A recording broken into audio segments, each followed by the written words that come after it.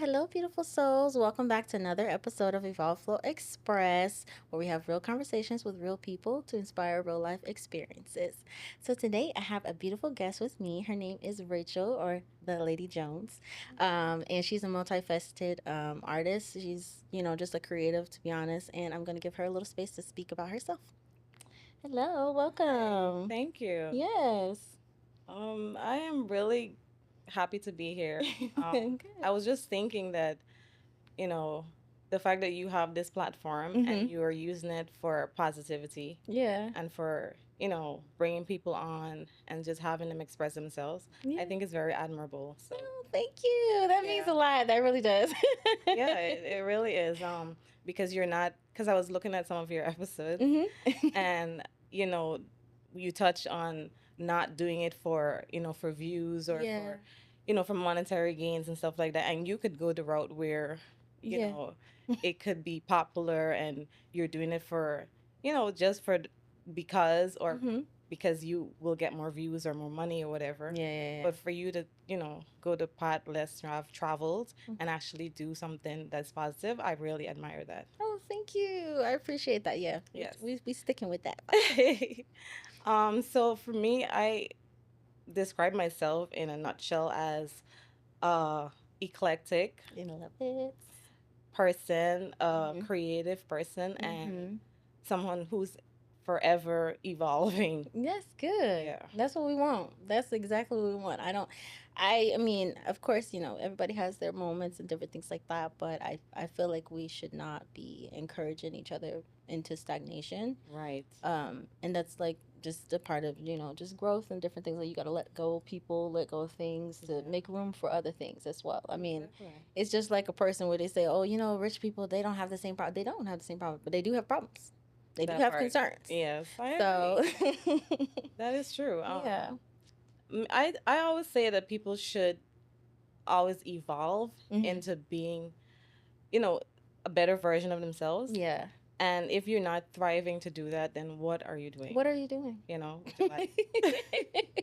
What are you doing? Right. Like, So yeah, I definitely agree with that. So tell me a little bit about what you do. I know that you do art. I've seen some of your artwork. It's very awesome. Like, to be honest, I have artsy people in my family. So everybody, some people dance, some people sing. right. I sing and dance, but some You people sing and dance? Mhm. Oh, nice. And some people draw. Like, I can draw, but I don't know how to paint yet. And I think I've told you that I don't know how to paint yet. Right.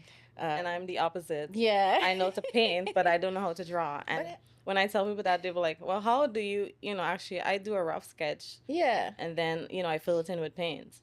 And, a funny story behind my becoming an artist is like maybe 10 years ago. Yeah, I believe it was 10 years ago. I was not painting. Like, I didn't even know how to paint or to draw at all. But there was something inside of me that I just woke up and I had this urgency to paint. And I was like, where is this coming from? Because, for one, I don't know how to paint. I've never touched a canvas nor paint. So why am I feeling this way? Yeah. So I acted on the impulse and I actually went to the craft store and I purchased the smallest canvas that I could find. Because I'm like, I'm about to do some crazy stuff just because I'm having an impulse. And so I bought it, I took it back home, and then I painted this. I try to do something meaningful as a first art. I'm like, well, if I'm going to do something, I might as well try to make it meaningful. Yeah, make it. So what I ended up doing was I drew this woman, this black woman with big afro hair. And in her hair, they had like these different planets. Oh.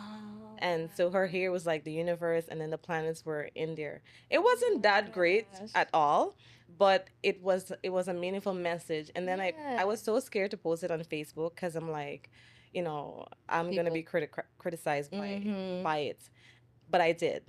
And I got a lot of compliments about it. Yeah. And then someone even asked me, could you paint me one? Yeah. And so my second art piece was painted and sold.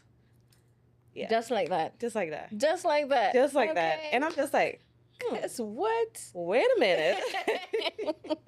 I'm like, wait a minute. So maybe I could try to like do this or whatever. And so a lot of my first art pieces were very raw, you know, very not that great. And then I would take it to an art show, and then I would see people coming up to it. I just remember this when my first art show. I took it, and they had this one piece that I did. It was as if this one is supposed to be like an Egyptian woman or something, and she was sitting like on a ledge, and there was like the pyramids in the background, but it was not that great. And I just remember this woman coming up to her with her friend, and she was like, "That's the one. That's the one that I want." I'm just like, "You want that?" Because I was Let's just. see, we're our biggest critics. So. I know. So I was like, "You want that?" And so she purchased it. And, I was very intimidated because there were a lot of great artists there. There was a lot of great work there. And I was just like feeling small because I'm like, oh my gosh, look at the details of these work. But people were gravitating towards my work. And I couldn't understand it because I'm like, why? I question it a lot. But I sold pieces there. And there were some artists that were really great there that didn't sell any piece. And I felt bad for them, but at the same time, focusing on myself, I thought that, okay, this is something that I can do. Yeah. And it's a God-given talent. And it's something that I can, develop. Yeah.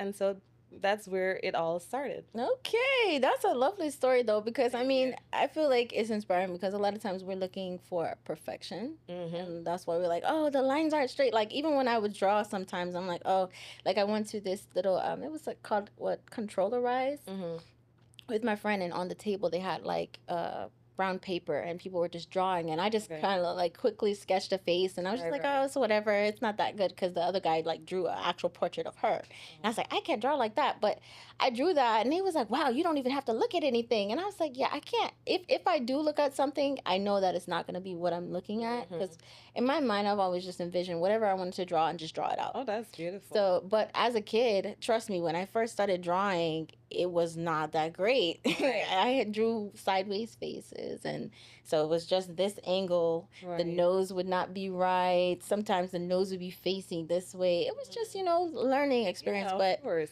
I feel like that is a great experience for you to receive so many people like, oh, I want that, because people really do love abstract art. Yeah. Like they love something different, It's true. And I don't know, I feel like art is such a great way to express your thoughts. Like I have this idea. Well, I've already kind of drew it out. I drew it out a long time ago, and I need to finish the canvas. But it's like these hands, and it's all these different shades of brown, but the hands are making up a lotus flower, each one. Wow. And so I have to finish it. Like the way I envision it, it sounds very beautiful. So, but it's very tedious. That's the thing. That's because hands are like, yeah. I've always strayed away from doing hands just because I'm like, do I want to? I remember once I did this art piece, right? Well, it was a digital piece. Okay. But the hands was like so terrible. It looks like it's almost like supposed to be like a part of a scary movie or something. Like the hands were kind of like this, and it was for the movie Get Out. Oh. And so I try to put like the lady's hand, the one with the teacup. I try to put her hands a part of the thing, and it was so terrible. And I posted it, and Jordan Peele, he reposted it on his Instagram. Oh, what? Yeah. But I was like looking at it like, oh my gosh, look at that hand. Like, that brings the right of the movie to life. I was like staring at that thing I'm like, Rachel, this thing is terrible. See? But the fact that he reposted it, I felt, a little good about it. That's good. Yeah. And you know what? I give you props for putting, because I don't think I posted my artwork since I was like a teenager. It's just drawing different things. I used to draw like extraterrestrial stuff sometimes, just weird, just like not so normal stuff, but right. And where did the inspiration come from with your doing stuff like that? Growing up, my dad and them were like so pro-black and just so into everything conspiracy, and so they still are. So sounds like an exciting family. So it was always something, so always something talking about like just different things that could be going on in the world. Right. Sometimes I had some crazy dreams, and I just drew what I saw. Wow. And so it was and one time we had to come up with our own extraterrestrial, which was like I guess, an art exercise for us. Right, right. Are you referring to in school or just in your family? It was kind of, it wasn't really, it was kind of like an after school type of program, because we were homeschooled, but it was like an out of school type of program. So it was all the kids, but we all had to come up with our own little like animal slash like extraterrestrial thing. So I drew this like bird thing. It was really neat. If I can find the old picture, I'll probably show you one day. But it was really neat. Like when I look back at it, I'm like, wow, I really was going in the bag with this one, because I didn't know where I pulled this from. But it was really cool. Like, just, I guess, having to go through those different things. It's just like, oh well, I'll learn how to draw this.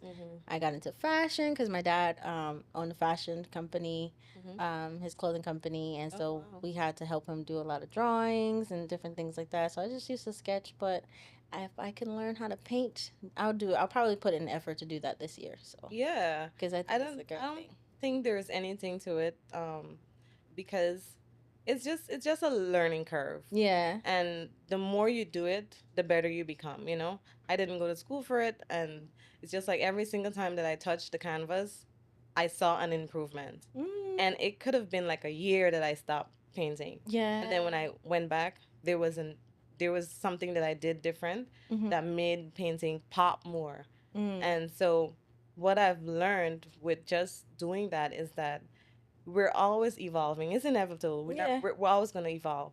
And you're either going to go with it or you're going to go against it. And if you fight against yourself, then you're really, yeah, because I mean, change is constant. That's one of the main constant things in our lives. It's going to happen with or without us. Right. And to touch on that, because with drawing, as you were saying, as a kid, there was one single memory that I have when, like, I couldn't draw at all. My brother was the artist in our family. Oh wow. And you know, he would always draw like Pokemon and all these different characters or whatever. And I do remember one time as a child, I picked up my coloring book, and you know, the Sesame Street characters. I don't remember which exact character it was, like his name.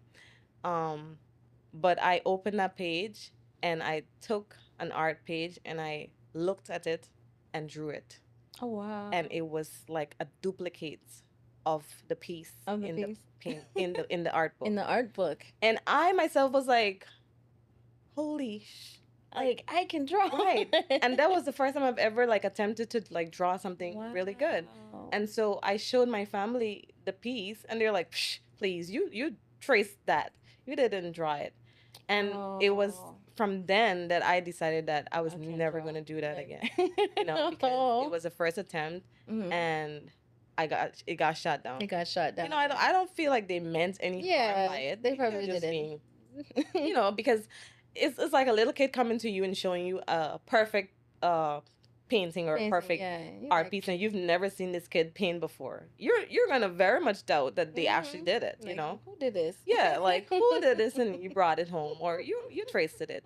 So it wasn't something that I had against them, but it just goes to show the importance of believing in oneself and having people around you that actually do believe in you too. Yes. If somebody had maybe said, wow, you really did that, I might have believed it more, because even I was in disbelief that I'd actually done this because it was like an absolute duplicate of the piece. Yeah. So yeah. That's so cool. I think that's really cool, because I don't know. I mean, it's an interesting piece of a story, because I've heard plenty of people experience certain things like that. Right. I mean, to be honest, it's a moment of feeling like, dang, they don't really believe that I can do this. And so I mean, I went through that with singing. My parents valued some of the other girls that were around my age group they would sing too, and they'd be like, oh, so and so has such a beautiful voice, but they wouldn't tell me I had a beautiful voice. Who would tell you that? Your parents or your friends? They would say that about somebody else. Okay.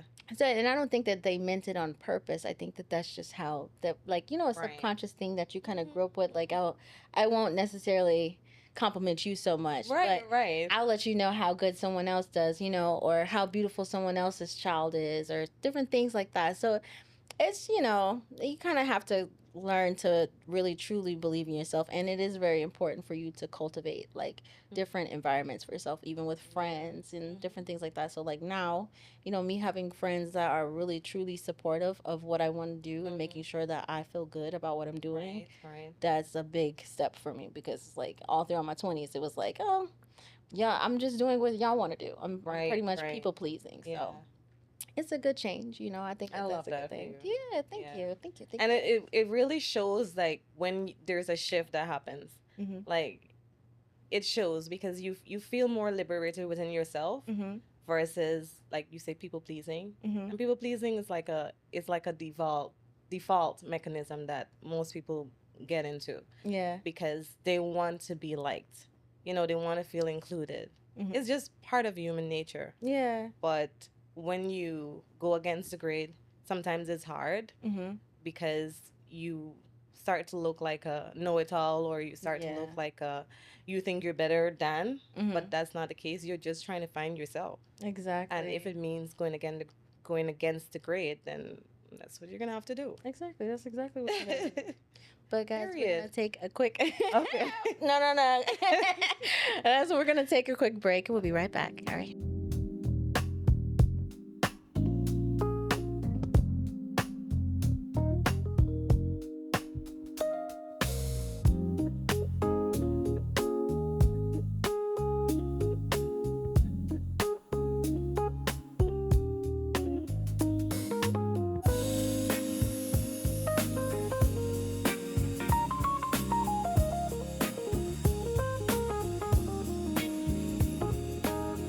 Okay, we are back.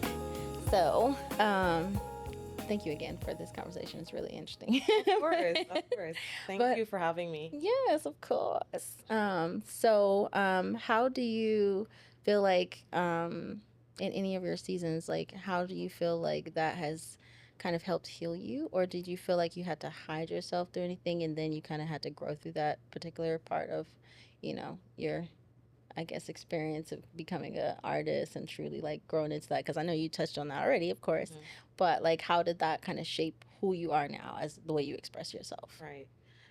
There was a season in my life where I was having terrible anxiety. And at the time, I didn't have the vocab for it. I didn't call it anxiety. I didn't know what it was. Right. But it was mainly because there were parts of myself that I felt that I needed to hide, you know, and that nobody would understand me if I were to express myself, you know.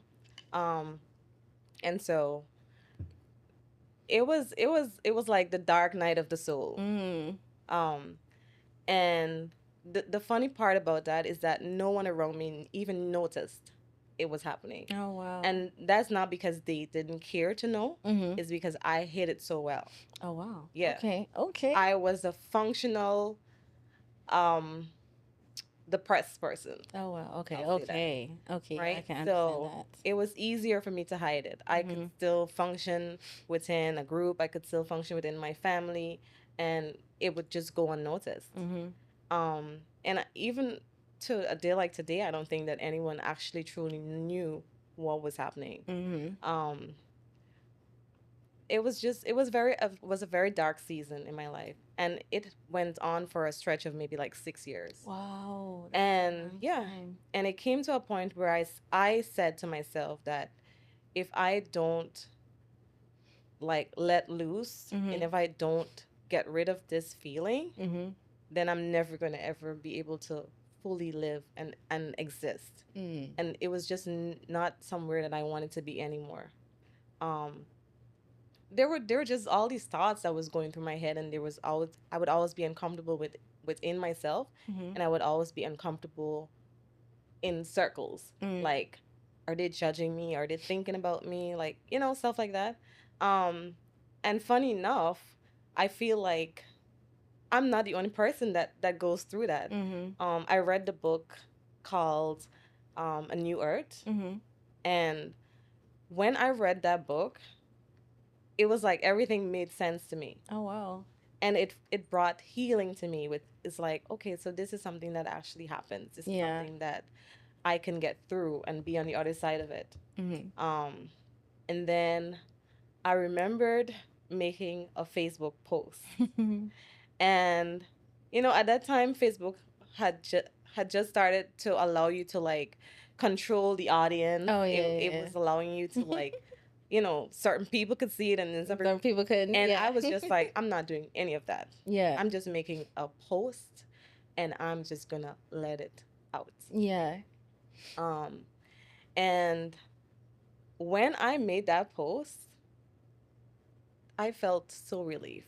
I mean, my grandmother saw the post, my mom saw the post, like my grandmother is a reverend. Oh, wow. Okay. Right? I think I said something along the lines of, I think I like women too. Oh, wow. Yeah, you're just being honest, though. Exactly. And it wasn't really about putting a label to myself like, oh, I'm bisexual or whatever the case is, because I like men too. Yeah. And it's just like society puts you in a box and says, okay, if you like men, women, then you're bisexual. Yeah. And I don't want to label myself like that. Yeah.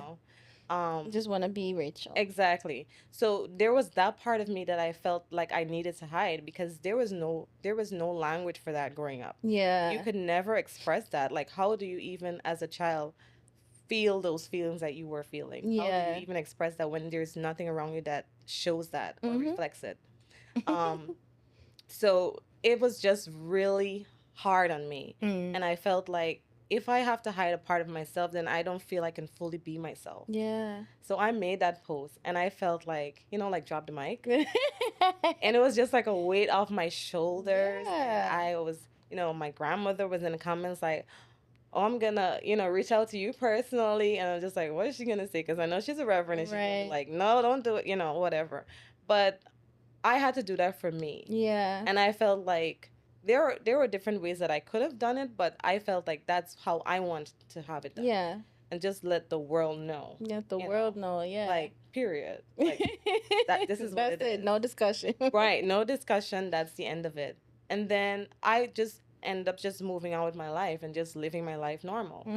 But 6 years, it took me a stretch of 6 years to just be able to let that out. It was such a relief. Yeah. And I've been freed from that after. I'm glad. That's good. No, seriously, I'm happy for you, because I know that's hard. I've had like panic attacks and anxiety, like just a lot, and I had eventually found ways to kind of get through, because most times when I was like in my, I would say up until like my late 20s, I had to like call my mom or my dad, to somebody to like just talk to me to calm me down, because a lot of times I just couldn't breathe. I just I just couldn't breathe. So I completely understand that whole aspect of like, I gotta try it. You know what I'm saying? Right. So it just, I don't know. I think that is a big milestone type of step. A lot of people don't have the courage to do that on Facebook too. Yeah. And and it's already at the time where you could have just restricted this. Yeah. But so that's just a big thing for me, because even now we have so much on social media that people are not willing to share. They're willing to, even somebody told me like, oh, I feel like you're tiptoeing around other people's stories. So and just me on the previous episode, just being able to share my story about, how I went through my divorce, and just even the relationship, what I did and what I didn't do. Even though some of the stuff was wrong, it was still just me being able to actually fully just say it without feeling any type of like, oh my God, now I feel bad, I shouldn't have said that. Because no, I mean, it's me. It's me. So exactly. I'm glad that you did that. Yes. Continue to express yourself. Thank you. Yeah. So yeah, I mean, having done that, I feel like it really shaped who I became, because it allowed me to be able to express myself and forgive myself for holding back, and there are loving ways to be yourself without, being rude to other people or, just because. But yeah, it's definitely shifted the way I think about things. And I've always been a manifester. Yeah. And it doesn't always work. But I learned at an early age that writing things down Yes. makes it permanent. And because of that, I was able to manifest a lot of things in my life that has come about. And sometimes I try to reserve that part of me because it's just like it's so sacred. And then it's like you don't want people to like so what you've been doing or how you did this, stuff like that. And I'm a very private person in general. Like even me coming on this podcast and talking about something that I've shared maybe over 12 years ago, and it's I feel like it's went to the back burner, and there's still a lot of people that don't know that. And I feel like it's not their business. Yeah, I was gonna say it doesn't matter if they know it or not. Like exactly. Right. I feel like being that I'm from a Caribbean culture and a Caribbean background, I feel like in America it's more openly, accepted, and you can be able to express that easily. But back home, that's a no, girl. That's a no. Right. It was like no, nobody with them something there. I know, like no, we don't do them things, and stuff like things around here. Right. So it's just like, I mean, I'm just like, no, whatever. But yeah. And I like to keep parts of myself. That's my challenge. Like even with social media and putting myself out there, it's because I battle with how much of myself do I share with the world, and what parts of myself do I preserve for just me. Because I feel like I still need a part of me to preserve for me only. For you. And keep it sacred. Because I feel like social media and just in general, it's very easy to get swayed into becoming a different version of yourself, or people telling you what to be and what to say and what to do. And I never want to be put in a position where I have to compromise myself, my inner self. So that's why I always preserve a little part of me. And I feel like there is only certain people that are close to me that are ever going to ever see the fullness of me. Everybody else is going to get snippets. It's going to be a good snippet. But it's just not, I feel like not everybody has, not everybody needs to have access to you. And they say, show me your company, I'll tell you who you are. So it's like, you show the closest 5 friends, it kind of tells you where you're going. And that's been a hard thing for me, because when I love people, I love them deeply. You love them deeply, yes. And girl, for me to be like, I have to strip you away from me because you're not serving my highest good. It's very hard, even with family. It's hard. I'm telling you, 2025 was it for me. It was just such a hard year. Just letting go, like, my closest friend, which is my best friend. We had been friends for like 13 years, and then my ex-husband, and we obviously been just around each other for so long. It was just hard to let go of those people because they were so dear to me. It's hard. And I kept like, I'm gonna have a conversation. It took 4 years for me to fully process that I gotta let her go. So, and then him, it took I think like 4 years too. So about the same time it took, because I was just like, I gotta hold on to this, but then it's like, you can't hold on anymore. They're not even trying to hold on. They're not. And you kind of start to realize that you are the one who's investing more into it. Like, you're the one who's thinking beyond, what does life look like without this person? Meanwhile, they're just going about their life all like, I don't care if she leaves or not. Because they think you're going to be there all the time anyway. So right. So yeah, I definitely understand that, girl. Well, I'm going to ask you one more question, girl. So I know that you are a multifaceted artist. You do makeup, you do drawings. Well, not drawings, but you do paintings as well. Like, which one do you feel like you lean more towards, and why would you say that that's a big part of who you are like today as well? Okay. I feel like when I'm creating in general, I feel most at home. Oh, whether it be special effects, makeup, painting on canvas, writing a script or a Ooh, story. writing scripts. That's Yeah. right. You are a storyteller. Yeah. I feel most at home when I'm creating. It's not one thing, Mm-hmm. you know? Um, I've done the 9 to 5 and I hate it completely. Okay. Yeah. You know? I've been a real estate agent for many years and I was just like, I mean, the money's good, but I don't get to be myself. Yeah. And I feel like I would give up a 9 to 5 any day if it allows me to be free, to be able to express myself, to create. I would give it up any day. Any day. So just by being a creative person in general, it has really allowed me to be at home with myself. And when I'm creating, I am my truest self. Like I feel like that's my purpose. And of course, there are times when you've had to do something else outside of that just to keep afloat. And I'm okay with it. But I do want to be able to get to a place where I'm creating all the time. All the time. And I'm making money from it. Ah. And I feel like the money will come. So it's not like I'm going towards it for the money. But yes. That's good. I love that. No, I do. I really do love that because I mean, I'm a creative as well, but I haven't fully stepped into the entrepreneurship of it. So, Right. but that will conclude our episode for today.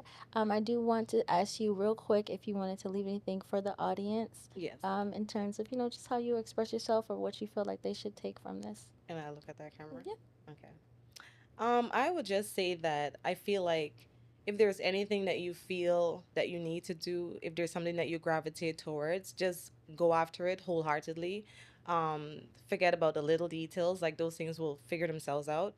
And just be true to who you are because we only have one life to live and you want to be able to live it fully and you want to be able to express yourself authentically and show up as you are. And then your tribe and the people that are supposed to be in your life are going to find you. So just go ahead and be yourself. Yes, I love that. I hope you guys take that with you. But thank you all for joining us on this episode of Evolve Flow Express. Rachel was a great guest. I'll be leaving her credentials down below this episode for you guys to check her out. And we'll see you next time. Bye. Nice.